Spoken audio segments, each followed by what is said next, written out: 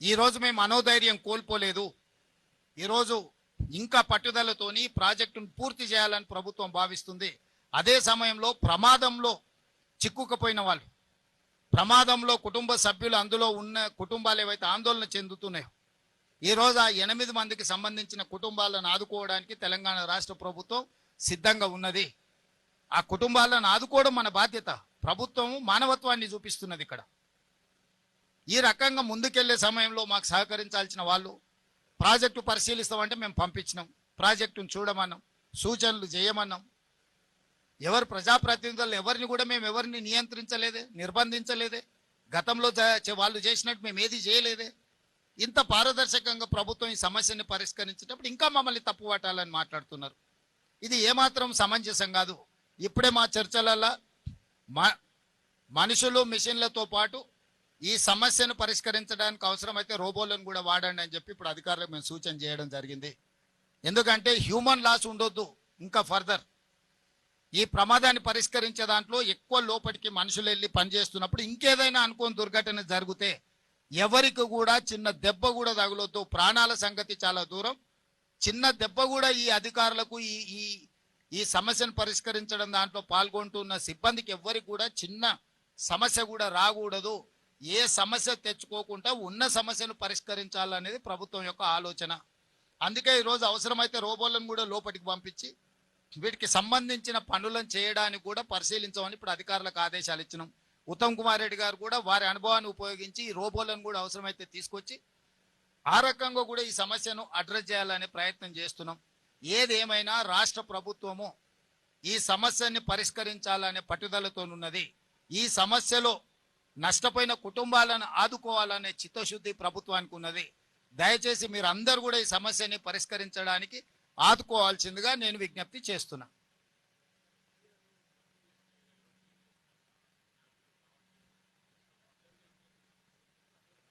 అంటే ఇప్పటి వరకు ఎన్జిఆర్ఏ మార్క్ చేసిన దగ్గర ఎక్కడైతే బాడీ అంటే ఎక్కడైతే మనుషులు ఉండడానికి అవకాశం ఉందన్న దగ్గర ర్యాక్ మైనర్స్ తవ్వితే దాంట్లో మెకానికల్ ఎక్విప్మెంటే వెళ్ళింది. అక్కడ మనుషుల ఆనవాళ్ళు ఏం కనిపించలేదు. సో ఫర్దర్గా చేయాలనంటే అది ఉధృతంగా బురద వస్తుంది, నీళ్ళు వస్తున్నాయి, కొంచెం కొంచెంగా తొలగించాల్సి వస్తుంది. ఇప్పుడు మన కన్వేయర్ బెల్ట్ లేకపోవడం వల్ల వాళ్ళు తొలగించిన మట్టిని మనం పూర్తి స్థాయిలో బయటికి కదిలించలేకపోతున్నాం. అందుకే రేపటి సాయంత్రంలోగా కన్వేయర్ బెల్ట్ను ఫస్ట్ మనం పని చేసే విధంగా తెచ్చుకుంటే అప్పుడు మట్టి వేగంగా తొలగించడానికి వస్తుంది. మట్టి తొలగించిన తర్వాత మిషన్తో పాటు మనుషులు ఎక్కడున్నారు అనేది వెతకాలి. ఇప్పుడు టెంటేటివ్గా ఇక్కడ ఉండొచ్చు అని ఆనవాళ్ళని గుర్తించింది, కానీ నాట్ ఎగ్జాక్ట్లీ ఇక్కడ ఉన్నారు అనే స్పష్టత ఇంతవరకు రాలేదు. దాని మీద నిరంతరం నిపుణులు పనిచేస్తుండ్రు. ఇది అంటే అత్యంత సంక్లిష్టాత్మకమైన సమస్య. దీన్ని చాలా నైపుణ్యంతో చేయాల్సిన పని.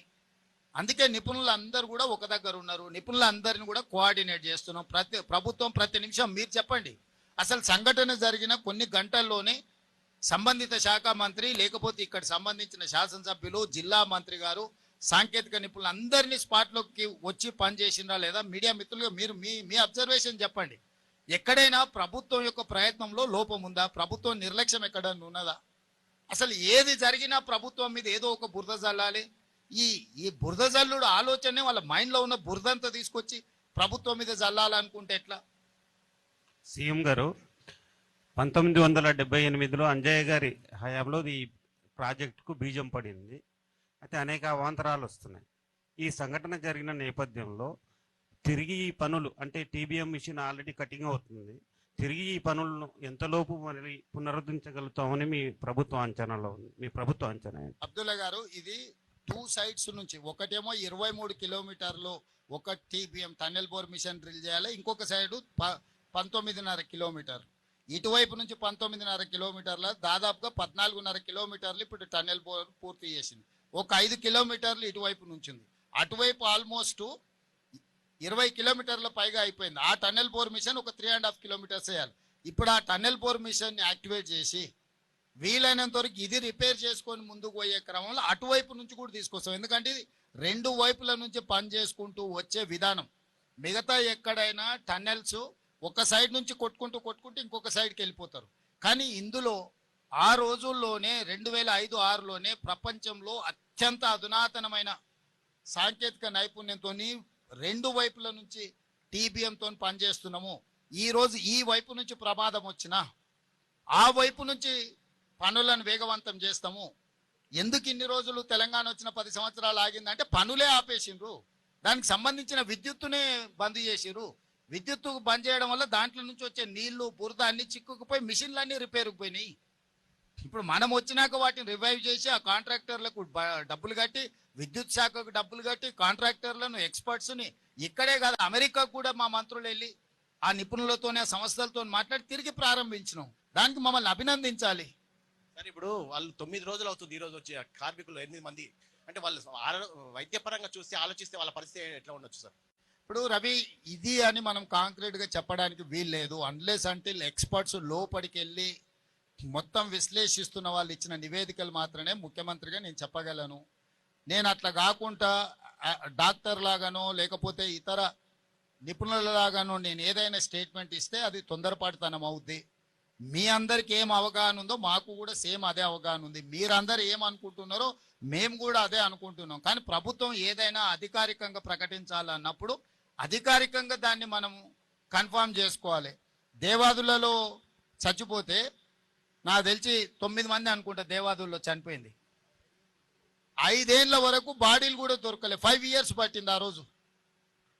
ఈ విషయం అప్పుడే ప్రతిపక్షము మర్చిపోతే ఎట్లా? సో ఈ ప్రమాదం అంతెందుకు, ఇప్పుడు మనం పవర్ జనరేషన్లో జరిగిన ప్రమాదం మీ అందరి కళ్ళ ముందరనే జరిగింది. ఇప్పటివరకు రిపేర్ చేసిరా? ఇప్పటి నుంచి ఇక్కడికే తీసుకెళ్తాను నేను. ఒకసారి చూడండి మీరు. ఇన్నేళ్ళైనా వాళ్ళు ఆ తర్వాత కూడా చాలా సంవత్సరాలు ఉన్నారు కదా, కనీసం వచ్చానో చూసినా ఈ రోజు వరకు వాళ్ళు రిపేర్ కూడా చేయలే. సో ఇప్పుడు ఏదైనా ప్రమాదం అనేది దురదృష్టకరం. ఈ ప్రమాదాన్ని పరిష్కరించడానికి, ప్రమాదం మీద పూర్తి వివరాలు అందించడానికి నిపుణులు ఉన్నారు. నిపుణులు ఏ వివరాలు అయితే మాకు చెప్తున్నారో మేము అవి మాత్రమే బయటికి చెప్పగలము. మీరు అనుకుంటున్నట్టు, మేము అనుకుంటున్నట్టు ఏదైతే సమాచారం ఉందో మేము అది అధికారికంగా ప్రకటించడానికి అది సమంజసం కాదనేది నా ఉద్దేశం. ఇక్కడ పనిచేస్తున్నది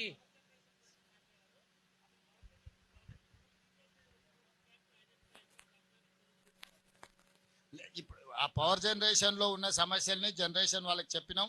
భవిష్యత్తులో అట్లాంటి ఉత్పత్తి కాకుండా ఇమ్మీడియట్గా వాళ్ళకి సూచనలు చేసినాము. సో నేను అనేది ఏంటంటే అదేమో మ్యాన్ మేడ్ మిస్టేక్, ఇదేమో ప్రకృతి వల్ల జరిగింది. అంటే ఇది ఇది ఇది ఒక సంఘటన, దురదృష్టకరమైన సంఘటన. ఇక్కడ రాజకీయ పార్టీలు లోపలికి పోయి నిర్లక్ష్యం వల్ల జరగలేదు. పని చేస్తుంటే పనిలో భాగంగా ఈ ప్రమాదం వచ్చింది. సాంకేతిక నిపుణుల నిర్లక్ష్యమో ప్రభుత్వ నిర్లక్ష్యం ఉండి సంఘటన జరగడం వేరు.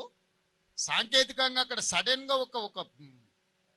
ఒక ఇన్సిడెంట్ ఆర్ ఒక యాక్సిడెంట్ అయింది. ఇప్పుడు మనం ప్రతిరోజు కారు నడుపుతూనే ఉంటాం, ప్రతిరోజు మనం జాగ్రత్తగా పోతూనే ఉంటాం. అనుకోకుండా ఎవరన్నా ఎదురుగా వచ్చి వాళ్ళని తప్పించడానికి పోయి మనం చెట్టు కుత్తినాం అనుకో, తాగి నడిపి ప్రమాదం చేసేటోడికి, ఎవరినైనా రోడ్డు మీద అడ్డం వచ్చిన వాళ్ళని తప్పించడానికి పోయి చెట్టు కుత్తుకున్న వాడికి రెండు ప్రమాదాలే. ఏ ప్రమాదాన్ని ఎట్లా చూస్తావు? కాళేశ్వరం ప్రమాదం అనేది తాగి బండి నడిపి ప్రజల్ని గుద్దినోని విధానం అయితే, ఇది ఎదురుగొని వచ్చిన మనిషిని బ్రతికించడానికి చేసిన ప్రయత్నంలో పోయి చెట్టు గుద్దుకున్నది. ఈ రెండు ప్రమాదాలకున్న తేడా ఇది. ఈ తేడా మరి హరీష్ రావు గారికి అర్థమవుతుందో అర్థమైతలేదో నాకు తెలియదు. ఇక్కడ పనిచేసేది ఇతర రాష్ట్రాల కూలీలే, చిక్కుకున్నది వాళ్ళే. ఈ రాష్ట్ర ప్రభుత్వం తరఫున ఏమైనా నష్టం వాళ్ళకి ఏమైనా ఇంకా టూ ఎర్లీ టు సే. ప్రభుత్వము ఆ కుటుంబాలను ఆదుకుంటుంది, దాంట్లో ఎవరికి ఎలాంటి అనుమానాలు అక్కర్లేదు. ఆ కుటుంబాలకు భరోసా ఇస్తున్నా నేను తెలంగాణ రాష్ట్ర ముఖ్యమంత్రిగా. డెఫినెట్గా ఆ కుటుంబాలను ప్రభుత్వం ఆదుకుంటుంది. అది సమయం సందర్భం ఎప్పుడు ఏ విధంగా అనేది కార్యాచరణ తీసుకొని ముందుకు వెళ్తాం.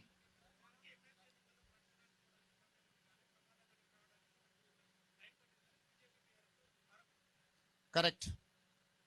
కేసీఆర్ ఏడున్నాడు? ప్రధాన ప్రతిపక్ష నాయకుడు ప్రభుత్వాన్ని నిలదీయాలి కదా. కిషన్ రెడ్డి ఏడున్నాడు? కిషన్ రెడ్డి ఏ ప్రచారాలలో తిరిగిండు? కేసీఆర్ ఎక్కడున్నాడు? నేను నా మంత్రులను అందరినీ, ఒక్క మంత్రిని కాదు, మా ఉప ముఖ్యమంత్రిని, సాగునీటి పారుదల శాఖ మంత్రిని, మా ఎక్సైజ్ అందరు మంత్రులను, మా వ్యవస్థ మొత్తం ఇక్కడనే ఉంది. నేను యాజ్ ఏ టీమ్ లీడర్ అక్కడి నుంచి మినిట్ టు మినిట్ పరిశీలించుకుంటూ మా టీంకి అందరికీ నేను సూచనలు చేస్తున్నా. గతంలో జరిగిన పనులల్లా ఎక్కడైనా వాళ్ళు ఇట్లాంటి ప్రయత్నం చేసిండ్రా? నన్ను అడుగుతురు కదా ఎన్నికల ప్రచారంలో అని. హరీష్ రావు గారు దుబాయ్లో పోయి దావతులు చేసుకోలే. హరీష్ ఏడున్నాడు ప్రమాదం జరిగినప్పుడు? హరీష్ పాస్పోర్ట్ ఒకసారి బయట పెట్టమను. ప్రమాదం జరిగిన తర్వాత హరీష్ దుబాయ్లో పోయి దావతులు చేసుకున్నాడా లేదా? ఈరోజు ఎయిర్పోర్ట్ల వివరాలు ఉంటాయి. కాదనమను హరీష్, అవన్నీ తీసిన బయట పెడతా.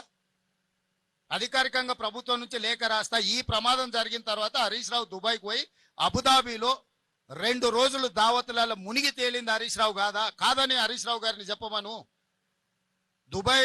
అబుదాబిలో దావతులలో మునిగి తేలినోడు అంత దిగిన తర్వాత వచ్చి మేము ఇన్ని రోజులు ప్రమాదం సంఘటనలో ఇబ్బంది కలగకుండా ఉండడానికి రాలేదంటున్నాడు.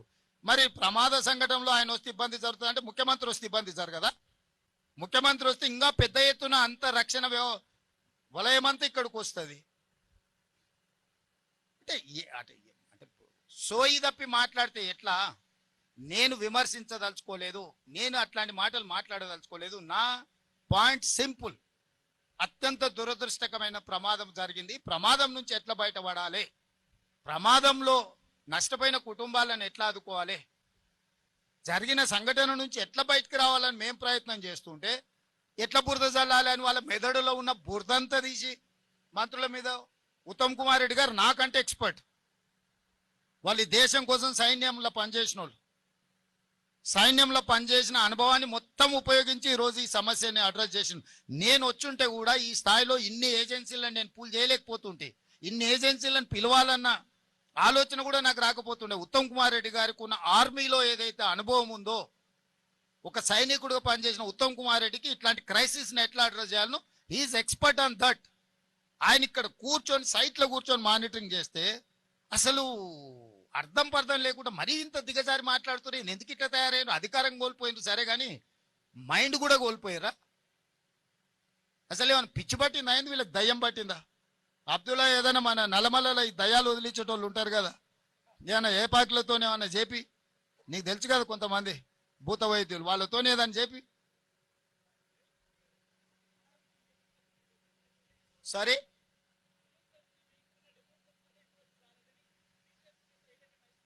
ఏమంటుండో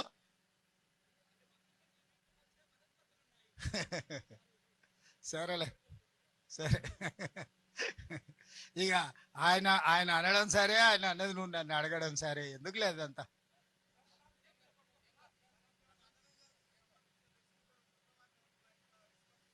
అందుకే ఇప్పుడు మానవ ప్రయత్నాలు అయినాయి. రోబోస్ను కూడా అవసరమైతే ఇందులో వాడండి, అవకాశం ఏముందో పరిశీలించండి అని చెప్పినాం. ఎవరిని అవసరమైతే వాళ్ళను, ప్రపంచంలో ఉండే ఎవరినైనా కూడా మేము తీసుకురావడానికి సిద్ధంగా ఉన్నాం. ఈ సమస్యను పరిష్కరిస్తాం. దయచేసి మిమ్మల్ని అందరు నా రిక్వెస్ట్ ఒకటే, ఇది మనందరి సమస్య. ఈ సమస్యను మనందరం కలిసి పరిష్కరించుకుందాం. సమస్యలో ప్రమాదం జరిగిన కుటుంబాలను మనం కలిసి ఆదుకుందాం. దానికి మీరు పూర్తిగా సహకరించాల్సిందిగా మీ అందరినీ కోరుకుంటున్నా. ధన్యవాదాలు.